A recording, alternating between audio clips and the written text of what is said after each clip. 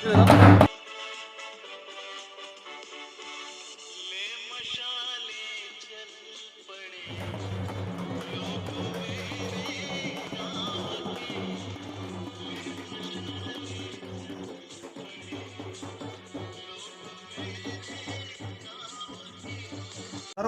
नमस्कार।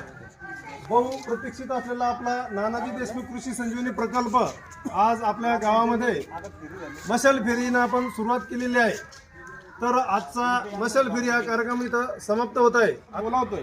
तर या 4 दिवसामध्ये आपल्याला कोणकोणती कामं करायची, एक साधं जरी उदाहरण आपण घेतलं त्याच्यामध्ये बकरी पालनचं सुद्धा आलेलं आहे। तर मग बकरी पालन करत असताना गावच्या लोकसंख्येचा विचार करून आपल्या गावासाठी किती प्रपोज करायच्या हे ठरवायचं काम सुद्धा याच्यामध्ये आहे।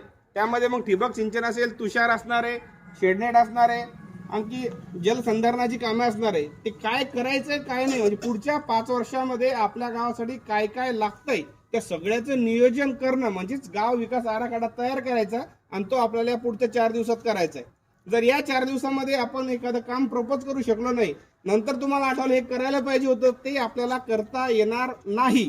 कारण ही सूक्ष्म नियोजन प्रक्रिया गाव विकास आराखडा आणि वॉटर बजेट ज्याला म्हटलं जातं, पाण्याचा ताळेबंद म्हणजे आपल्याकडे पाऊस किती पडतो, त्या पावसाची आपल्याला आवश्यकता किती आणि पाणी वाहून किती जातं याचा सगळा ताळमेळ करणं म्हणजेच पाण्याचा ताळेबंद करणं, हे सगळं आपल्याला पुढच्या 4 दिवसात करायचे।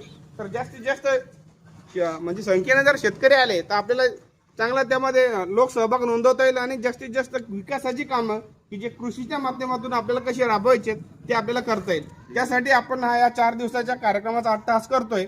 उद्या सकाळचं जे नियोजन आहे ते आहे प्रभात फेरीचं। त्यामध्ये शाळकरी मुलं असतील, म्हणजे मुलांची शाळा सुरू होण्याचं टायमिंग एक आपण साधारणतः 9-9:30 या ठिकाणी जमू आणि 10 वाजता आपल्या त्या प्रभात फेरीला सुरुवात होईल। प्रभात फेरी संपल्यानंतर आपल्याला परत याच ठिकाणी यायचं आहे। हे जे आपले गट्टू टाकले त्या ठिकाणी आपल्याला गावाचा नकाशा काढायचा रांगोळीच्या माध्यमातून।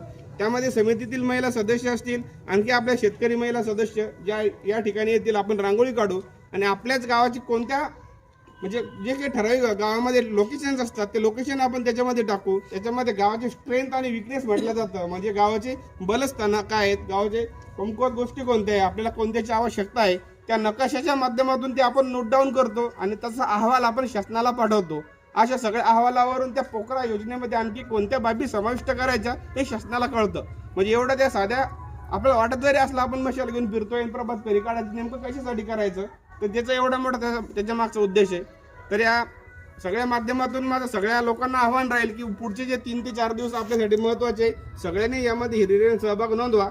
आपण आज या ठिकाणी सुरुवात केली, सगळेजण विदिन शॉर्ट पिरियड म्हणजे कमी वेळात आपण उपलब्ध झाला, सगळ्यांनी वेळ दिला त्याबद्दल समितीच्या वतीनं, कृषी विभागाच्या वतीनं आपल्या सगळ्यांचे आभार मानतो आणि उद्या सकाळी परत भेटूया आपण याच ठिकाणी।